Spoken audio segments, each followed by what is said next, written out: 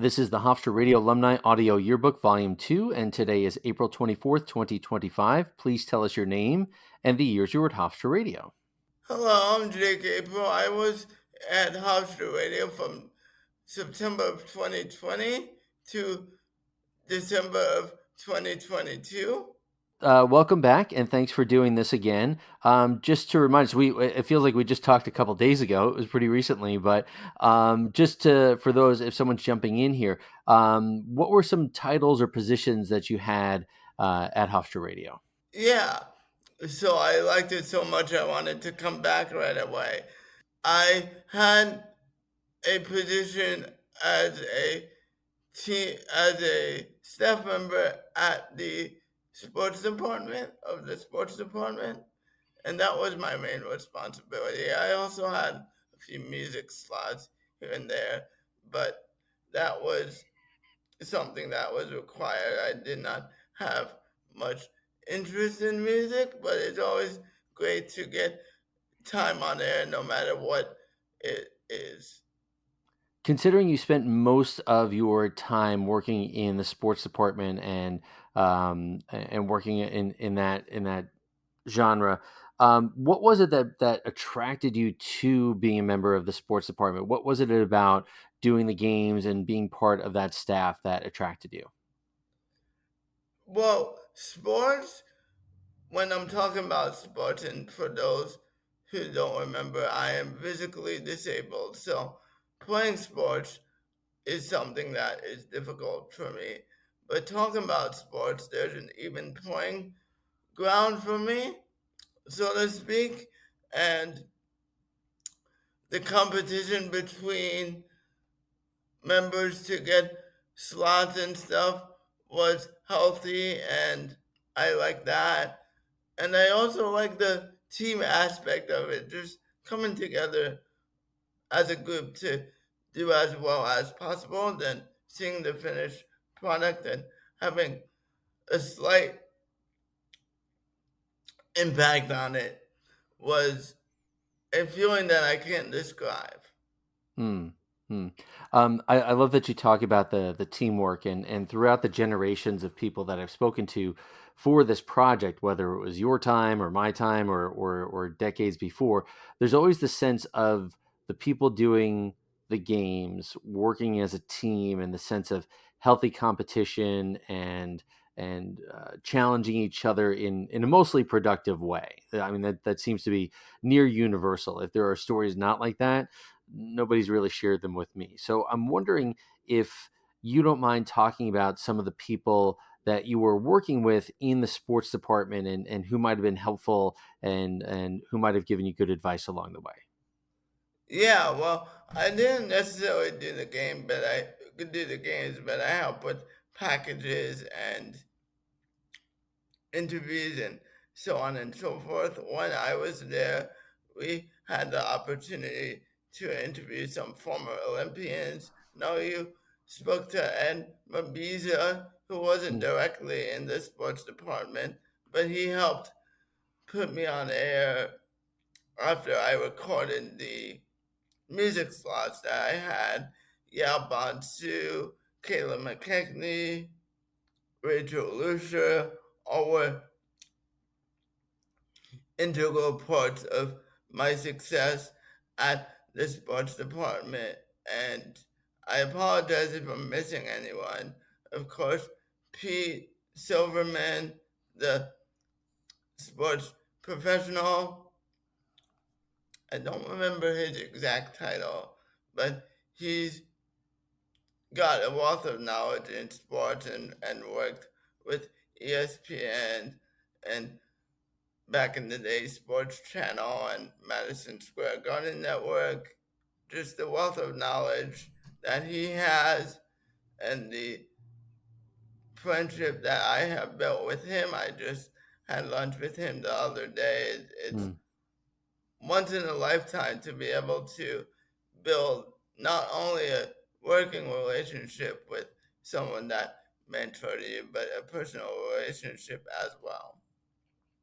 I had the good fortune to speak to Pete for an interview, and the man is a story machine. I mean, you just get him going, and he's got a million stories about a lot of wonderful things. But I think at the heart of it is that he really became a great teacher and mentor in that role as professional in residence, taking over for his friend. Ed Ingalls, who he had a professional relationship and personal relationship going back for decades. I'm wondering if you don't mind sharing a little bit about working with Pete. Was it that was he working on your technical skills? Was he telling you stories? Was he giving you encouragement? What were you doing? What was Pete doing, helping you get better at your craft?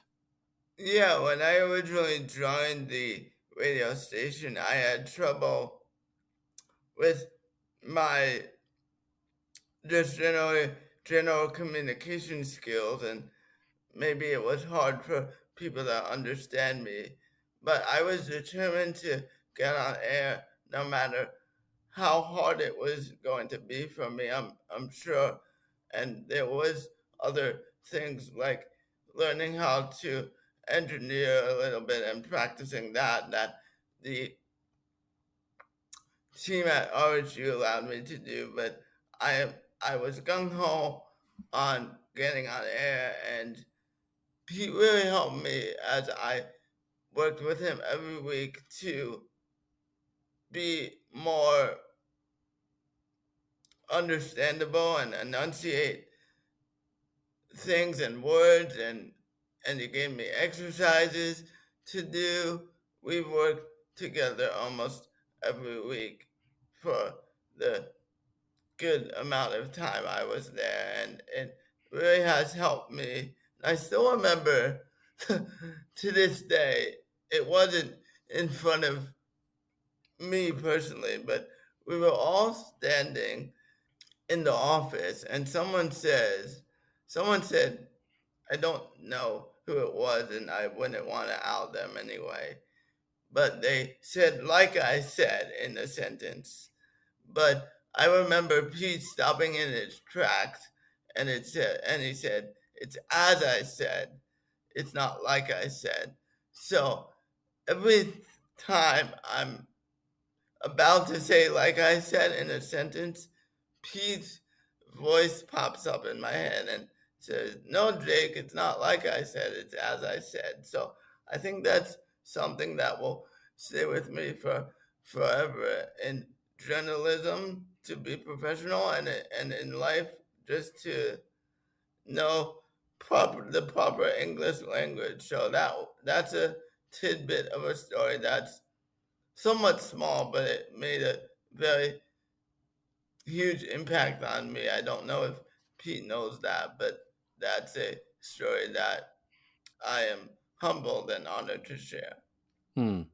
I love that. It's such a small detail in the grand scheme of things, of all the things that you did at Hofstra Radio and your time there and your friendships, and just a point of grammar, a point of expression that Pete took the time to point out and to share. And that's something that I don't think it's the most important thing you probably learned, but it's important to you because it's an example of his teaching and leadership style, and that little piece of wisdom, that little piece of information will stick with you, and that will reflect all the other things that you did. I love that story. Thank you for sharing. Yeah, I want to jump back for a second, yep, if you don't mind, talking yep. about Yao and talking about Edward and people like that. Were those guys that did they go through your training class with you, or were they already established at the station and working with you? How did you create relationships No, with they those were guys? already established at the station, and it was somewhat, I'm sure, different for them because working with someone who is physically disabled is not something that you see at a radio station every day. So I needed some accommodations in terms of my music slots being recorded because I had trouble with my hands working the board, and just I believe it was Edward's idea for me to record it, and I would send it to him every week, and he would upload it for me, and Yao would always say how much gratitude he had for me and learning from me and the work ethic that he took from me, even though I took from his work ethic. He was someone and is still someone that is very, very devoted to his craft, and Rachel Lucia as well. She has gone on to work for the New York Islanders. I believe Yao is in Detroit now as a sports director. So it's great to hear the stories, and for me specifically with Rachel, I was able to hear her interviews with players, and it's cool because I know her and I have her number, and it's cool to be able to say, "Hey, I know that person," and I'm able to text them how great they did, and it was something. It's something that I'll always treasure, and it's also our relationship. Rachel and I, she always asks me what I think, so it always makes me feel like I have an important role in her development, even though all the credit should go to her. I think you're speaking to something that I've kind of wondered about the different generations, and it usually comes back to a similar answer, but I'll try to ask this spirit of teamwork and camaraderie and friendship and I don't want to say sacrifice, but helping each other out. Do you think that comes from the students individually? Is it that these are the type of people that are attracted to Hofstra Radio? Does it come from John and Pete and Kathleen and the leadership of the station? Where does this sense of teamwork come from at Hofstra Radio? I believe the sense of teamwork comes from the administration first, because they teach you all they could teach you about radio. And if you have questions, sure, you're gonna ask, but the people who really can teach you are your peers who are doing it each and every day. So I think it's a collaboration, and just the way they conduct themselves as an administration allows us to feel comfortable to talk to them when we have an issue.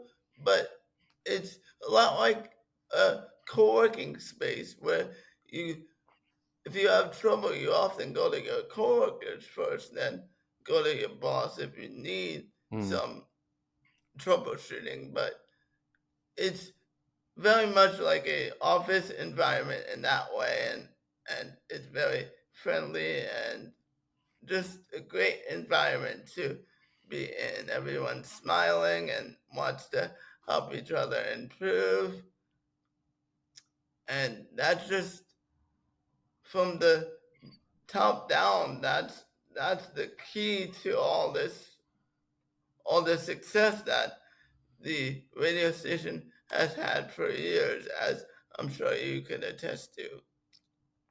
Yeah, absolutely, and I love hearing that. I think it's a combination, like you said, of the leadership throughout the generations and the people that stick around, the people that are attracted to the station, feed off of that, and we just keep helping each other generation after generation.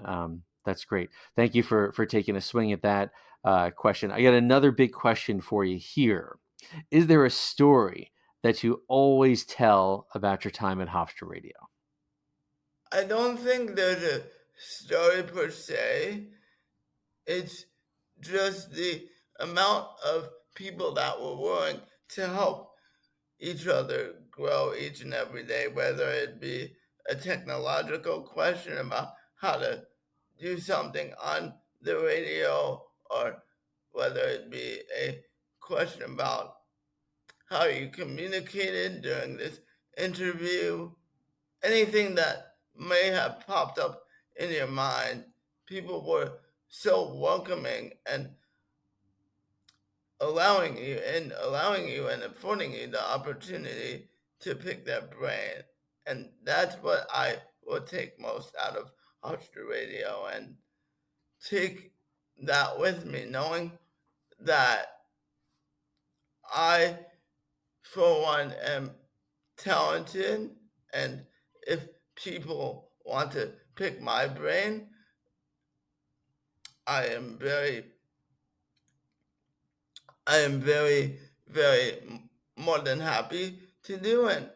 And that talent doesn't come from me boasting about it. It's from my peers that have told me that I'm talented and I could do it. And I would tell someone else who might be questioning their talent is that they could do it as well. And just knowing that the line doesn't stop from me asking, giving advice. If I don't know something, I'm gonna go back to someone that I have a mentorship relationship with. So it's never stopping, but it's we're always constantly improving because of those intimate relationships that we have with each other.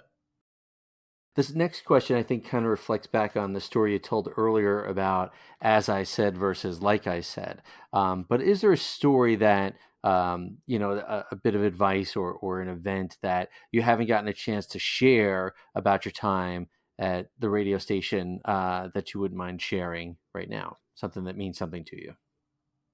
Yeah, I got a chance to, as I mentioned before, I got a chance to interview someone during the 2020 Olympics, which was 2021.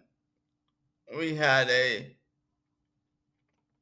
series of interviews with former athletes, and I interviewed Doc Richardson, who was on the first softball team ever in the United States.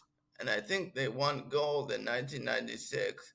And just to have the opportunity to speak to her and pick her brain, that was something that was an honor for me to do. And then after the interview, being able to say, okay, I left everything I needed to on the table, and I like this, so I know I did a good job. And for for me, that means that if I am confident that I did a good job and it's something that I would like to listen to, I'm confident that other people would like to listen to it as well. And as I said, this is not to be brag. It's to help you understand that there's not always the easiest times when you first get into RG. You question yourself if you're Hmm. talented enough. But there is a reason you got in, and to have your friends be the people that are there to lift you up when there's a tough time. It's just so rewarding to be able to say that, because not everyone is able to say that of their coworkers, especially in a competitive space such as one that is the radio station at Hofstra University, Hmm. or Hmm. at any radio station for any matter, at any time, at any platform, on any media, in anything. It's rare to have your coworkers want to help you as much as the students and staff did and still do to their students that are at Radio Hofstra University. Hmm. um, Mentioning tough times, I think for a lot of us, whether it's as freshmen or as in the training class or later on, the pressures of being in school and jobs and family life, and in your case, you're relatively unique situation at the radio station. We sometimes we get frustrated. We feel kind of lost. We feel like, oh, I don't know if I can do this. Was there a moment, or was there a time when you kind of looked around at your experience at Hofstra Radio and thought, yeah, I can't do this, or I don't want to do this, or I'm going to quit and give up? Was there some time where you thought, nah, I'm done here and I'm moving on?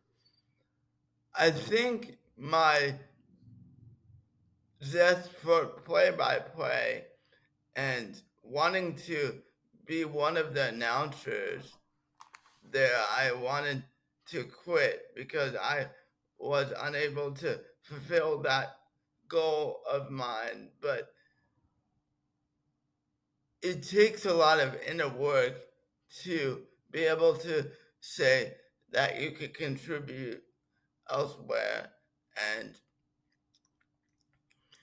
thanks to the people at RSU externally for telling me that I could contribute elsewhere. They gave me a position on doing some voiceover work for a disability promotion that I was doing. I did a podcast, and they really showed me how my contribution made a difference to the station. And no matter what contribution you give, it's still a contribution. It doesn't mean you stop going for your goals and dreams. Hmm. You just look at it at a different in a different lens, and just focus on the positive. That's easier said than done. Wow. That's great stuff. Along those lines, and I think you kind of answered this earlier about, a story that you always tell in your experience. Overall, is the important thing to you. But I'm wondering, is there an event? Is there a game? Is there an interview? Is there a song? Is there something that happened during your time in Hofstra Radio that, in your mind, defines that time period? Yeah, I think when I got to interview the Olympian Dot Richardson, that was something that was new, and I think that was something that only us as Hofstra students got to do. There's other things that we could say that we've gotten an opportunity to do at Hofstra Radio as a whole, such as broadcast Islander games, Duck games. All we have a presence for all four major sports, I believe, and being able to be a part of something that is so central for those couple of weeks, and to be able to be a part of that honor that's bestowed on me. I'm so grateful. I don't know how to explain it. Hmm. So much of your stories talk about this teamwork and the effort that you put in, and these opportunities that you and your classmates helped to create. I imagine it at a lot of times there were some laughs, there were some funny stories, there were things that make you chuckle in retrospect. Are there any funny stories or jokes or hilarious incidents that happened during your time at Hofstra Radio you wouldn't mind sharing? I don't remember hilarious incidences. I just remember the close knit bond that I had with the individuals, and we all had different. We all had different stories, but we all have the same goal, which is to contribute to the radio station as fondly as possible. And I also learned how to give constructive criticism there because we had meetings, whether it was Newsline or like they have an as they have in news or sports after shows. We've had meetings to talk about our performance, which is called in news a postmortem, and in sports you just call it a meeting, I think. But I really learned how to evaluate others and take what they did and compliment them, but more importantly, give them feedback that they needed or they might want to improve next time. That helps you learn how to give constructive feedback and, Mm. most importantly, probably how to take constructive feedback, because when it comes down to the nitty gritty, they're doing this for the good of you as a radio personality, and we could take that into life in any situation. Constructive criticism helps no matter how much it hurts. If you take it in a way that you could turn it into positive, it will help prepare you in your career and in life. Hmm. Um, if you could go back, if you could time travel for, we'll put time limit, we'll put 60 seconds, and go back and speak to the younger version of yourself, and give yourself a piece of advice that you hope you would follow, what kind of advice would you give your younger self? I would say that the path is not always straight, Hmm. but it's about following that path no matter how insecure or how doubtful you are about that. It's a path that will allow you to get to goals and dreams of yours that you are hoping to attain. And maybe you'll go on a different path, but always be grateful for the path that you're on. And with that said, never forget your dreams and goals that you aspire to do. And Hofstra Radio has helped me with that tremendously. Yeah, I think that's great advice for anyone at any time. We have the ideas and we should always keep those in mind, but understanding it's not a straight path, and sometimes those obstacles that come up in front of us can actually be really useful and help us achieve the thing that we want to do. If you can think back, I know it's not that long ago that you were at the station, but is there something that you miss most about being at Hofstra Radio? Yeah, the camaraderie and just speaking to people and selfishly being part of such a talented and selective group.